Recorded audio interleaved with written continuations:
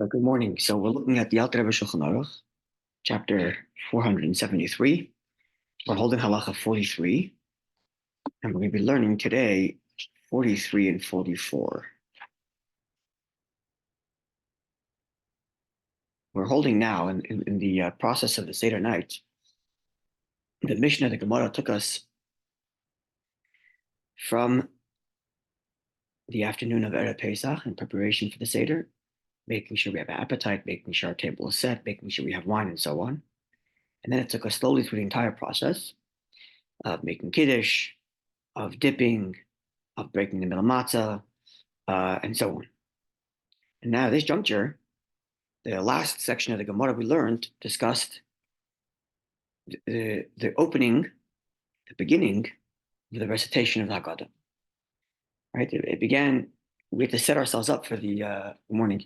We had to set ourselves up for the Haggadah, which meant we had to break the middle matzah. We had to invoke curiosity from the child by dipping twice. We had to set our plate. So the halacha told us how to make chareses, how to make marar, and so on.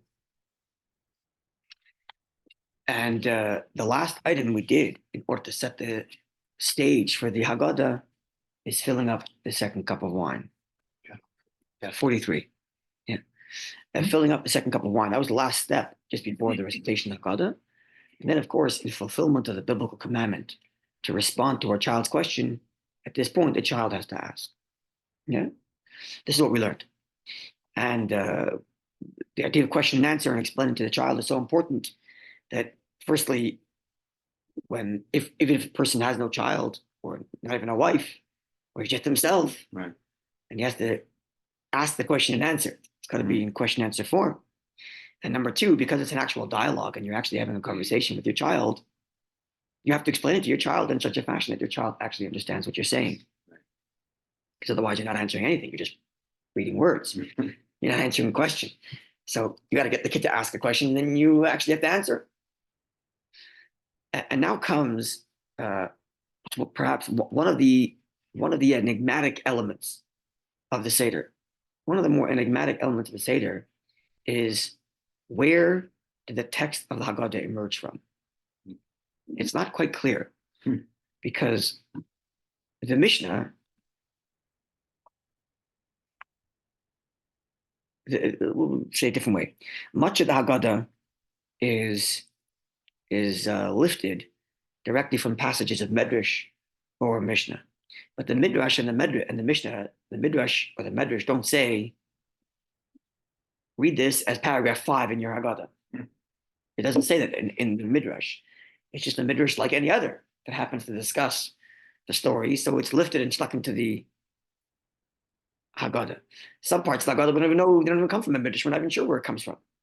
But they're just there. We know the earliest prints, but where does the earliest prints get it from? Not quite clear. There's no compilers forward. No, not at all. Moreover, the Mishnah itself, which gives us the instruction, what does it say? It doesn't even give a text.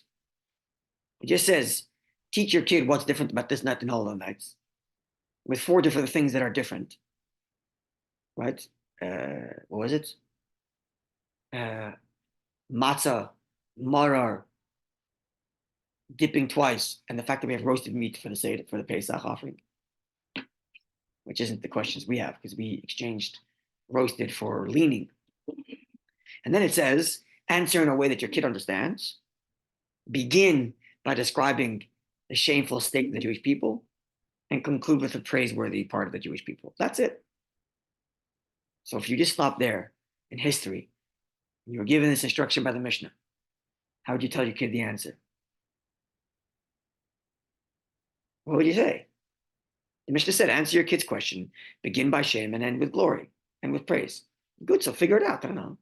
Make sure the kid feels that he got his answer. Make sure you follow this arc narrative where it starts off with, would you land by saying the words Avodah Mayinu? Maybe yes, maybe no. But you don't have to say those words, because the Mishnah didn't say so. Right? So how did it become universal? This is where we're going, yeah. Right. And then the Gemara discusses it. So we're a few hundred years later. Right? There's Rabbi and Shmuel. So it's certainly decades after the Mishnah is over. I don't know if it's a full century yet, but it's a long time after the Mishnah is over. You have this discussion. What does the Mishnah mean when it says to begin with shame and end in praise? So Rav, one said Avodah Mayinu, and the other said Mitchila Ovdei Avodah Zarah. That's all they said. They didn't put the entire paragraph in. They just said, "Oh, you know what the beginning of shame is? That's the paragraph called Avodah Mayinu." Oh, you know what the beginning shame and end of glory is? That's the paragraph that begins with, at the onset, our forefathers were idol worshippers. Meaning, the reader already knows these paragraphs. Right.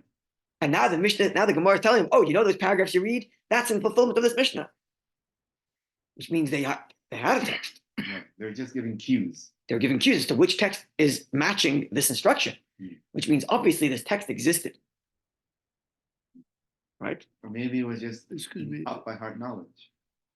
Okay, so there's not a lot of print at all, right? And getting someone to write something down is expensive, right? So maybe you didn't have a text as much paper, but the text existed, right? The text of the Mishnah existed, right, in whoever's hands, whoever can afford it or whatever, and so do these texts exist. Maybe in manuscript form or whatever, but obviously they existed because the Gemara makes reference to them. Hey, Avodah Mayinu, that's the paragraph that fulfills the Mishnah's injunction. Oh, the paragraph that begins with Tchila. Right? So from here you can kind of get to what were the original Haggadahs, the more primary part of the Haggadah, and what evolved later.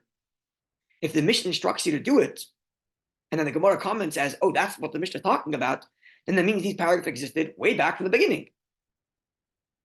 Right?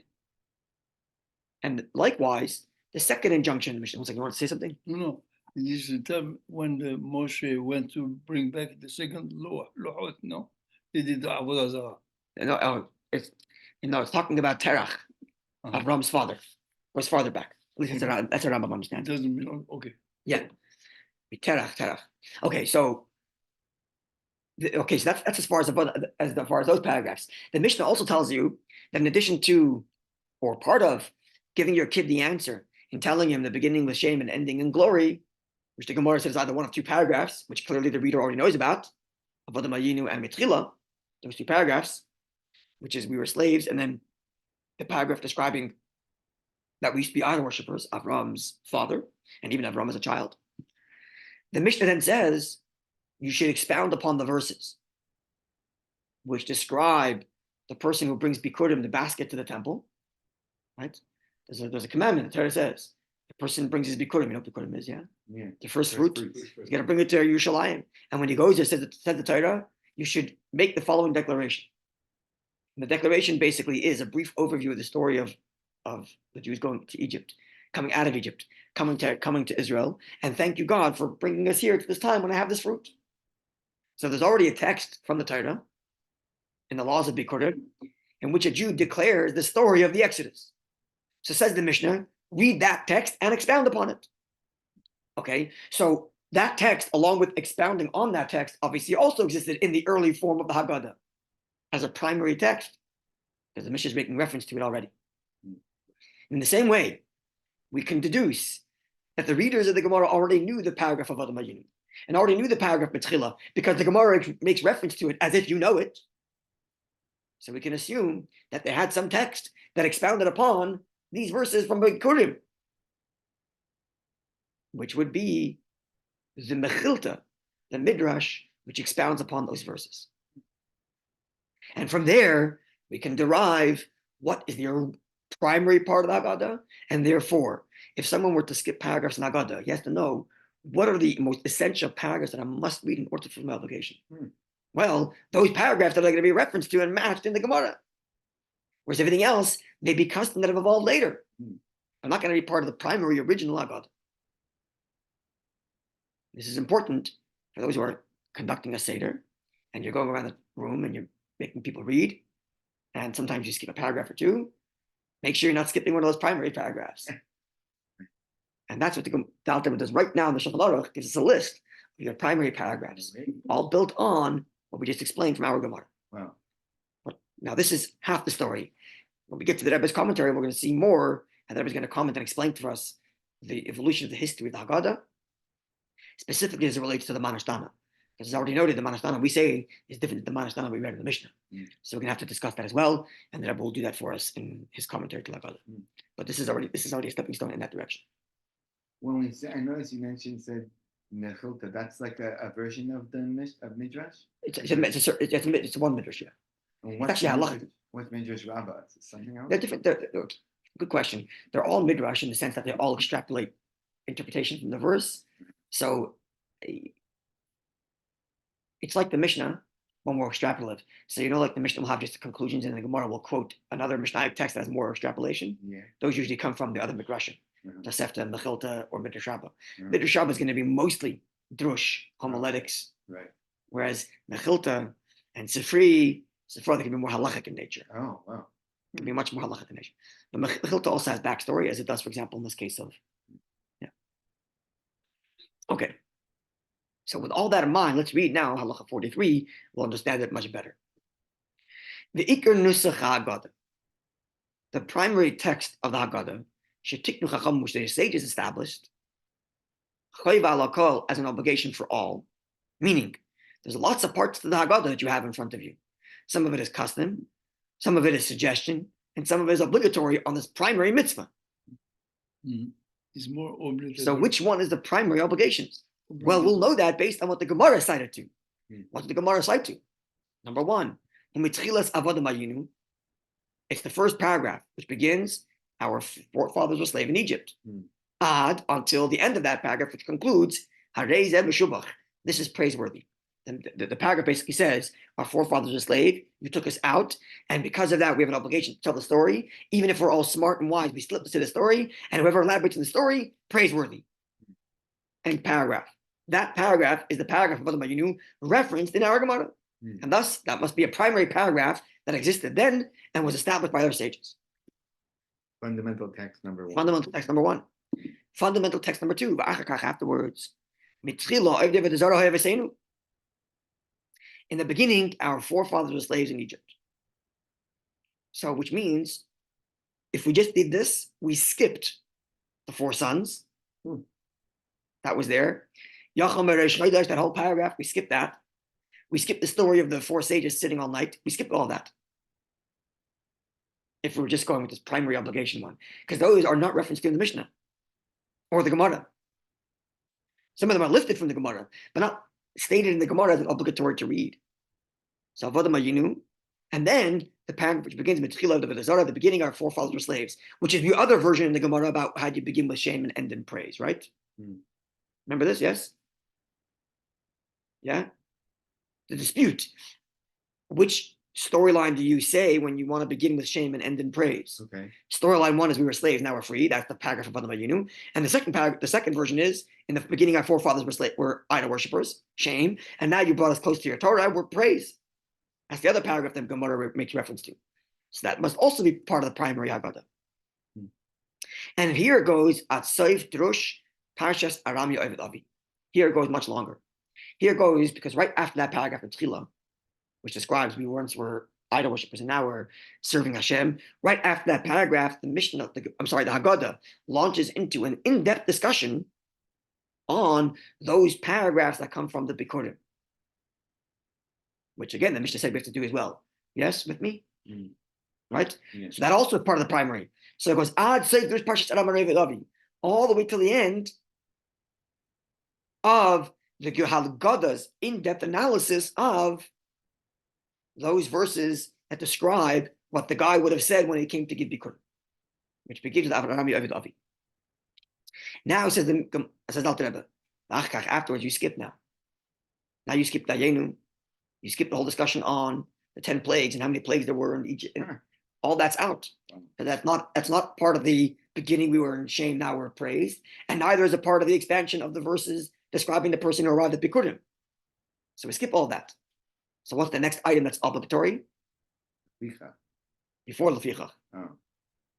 Is afterwards, Pesach, Shayo Oichlin, Matzazu, Morazeh. B'chol Davadar, Oisano Heitz Misham, Lefichach. Ad until Baruch Hashem Gal Yisrael. And this, the Alter Rebbe knows is primary. This whole description of why the Pesach is there, why the matzah is there, why mother is there. And then therefore we have to praise you and we praise you and thank you and begin the Hallel. And then we say a bracha, thank you Hashem for redeeming us. We look forward to your future redemption. We drink the second cup of wine. All of that is also part of the primary Haggadah. We know this because of the next Mishnah. We haven't learned it yet, but the very next Mishnah is going to say, Rabbi Gamliel says, you must discuss these items, otherwise you haven't fulfilled your obligation. Seder could be done in an hour. Yes. So this is what you have, this paragraph is what you have to know. I've even told people that they should literally make a copy and print out of this paragraph, have it sitting in front of them, and make sure that when they go around reciting the Haggadah, they cover these paragraphs. Because those are your primary obligations. Without the book to use. The Sha'ar called this Haggadah, and all the rest of the text of the Haggadah, who minhag, it's all custom. Shenogu kol Yisrael, that all Jews have been accustomed to practice. We did this in from very back in early generations. How do we know this? Because the first extant official compiled text of the Haggadah comes from Amram Goin. I mentioned this before. The guy we spoke about this in previous classes. The Goinim, the scholars of Babylonia, post Talmudic era, known as the Goinim, which is the beginning of the time when Jews start to disperse throughout the rest of the world, North Africa and Europe.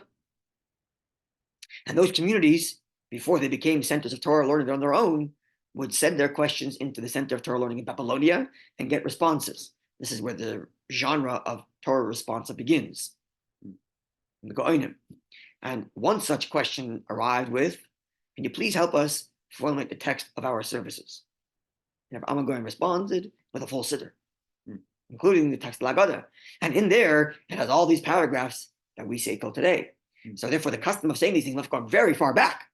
But still, no mention made of it in the Mishnah or Gemara, thus not obligatory in its original formulation of how to fulfill the obligation of telling the story, but customs that have emerged over time. Because as we read, the text of the Haggadah says, anyone who elaborates more is praiseworthy. So good, elaborate. And over time, all kinds of customs emerged in elaboration, but not in primary obligation. So primary obligation are these paragraphs. Mitchila, right, the two versions of shame and glory, the explanations on the verses described at the Bikurim, and then the Pesach Matzah Maror elements. Everything else, custom. Halacha number 44. You'll remember that in part of setting ourselves up for the Haggadah, we did two contradictory elements, and now we have to reconcile them. Number one, we broke the middle matzah. Why do we break the middle matzah? Because we learned that you have to recite the Haggadah in the presence of matzah that you will use to fulfill your obligation. The matzah that you use to fulfill your obligation must be poor man's bread. It must be broken. So therefore, before you recite the Haggadah, you have to break the matzah, so that when you recite the Haggadah over a broken matzah. Okay? But we also learned that in order to raise curiosity from the kid, you're supposed to take the table away. 1 second, but if it's away, then I'm not reciting the Haggadah on the matzah. So what do I have to do? I got to bring it back. Otherwise, I miss the point. So, which means it gets broken, it gets taken away. The kid says we filled the second cup of wine. The kid asks the 4 questions, but then before we respond, we got to get the matzah back. That's what we're learning here. Halacha 44. At the times when our table was removed, or the plate, at times when the plate or the table was moved away from the leader who's reciting Haggadah, it would have to be brought back. When he begins to respond to the question and actually tell the story. Because we learned already, one must recite the Haggadah al matzah, over the matzah that's there. Umarar and the bitter herbs. V'charaises and the charaises. Ushnei tavshilin and the 2 cooked food items, which is all the stuff on the Seder plate. All those things must be present when we recite the Haggadah. As we explained above. Meaning, besides for the mitzvah of eating matzah, you have an obligation to have the matzah present. Besides for the mitzvah of eating the charaises, you have the obligation that the charaises should be present. And therefore the Seder plate must come back. Therefore, Yesh li zohar, we have the custom. Matzah, one should be careful, one should be scrupulous. Matzah magula p'tzas, that the matzah be somewhat revealed. Wow, Throughout the entire recitation of the Haggadah, until he gets to the paragraph of Lafichach. Sha'az, at that juncture, when we get to the paragraph of Lafichach, which is we say, and therefore, because of everything that just happened, it's our obligation to praise you. At that point, at which point everybody raises their cup up. And we hold it in our hand until you conclude the blessing. Thank you, Hashem, for redeeming us. And we look forward to future redemptions. And then we drink in the cup. So because of that point, we pick up the cup. Therefore, it'd be appropriate to cover the matzahs. The matzah shouldn't be embarrassed when we raise the cup. The same way, at least one reason for why we have the challah covered when we make kiddush is because the challah shouldn't be embarrassed. So likewise, when we recite the Haggadah, the matzah should be exposed because we're reciting the Haggadah over the matzah. But whenever you pick up the cup, it's not nice to the matzah, so cover the matzah. And therefore, at the end of the Haggadah, when we begin the Hallel and say thank you Hashem for everything you did, and we're blessing you and requesting of you future redemption, and then we drink the cup, cover the matzah.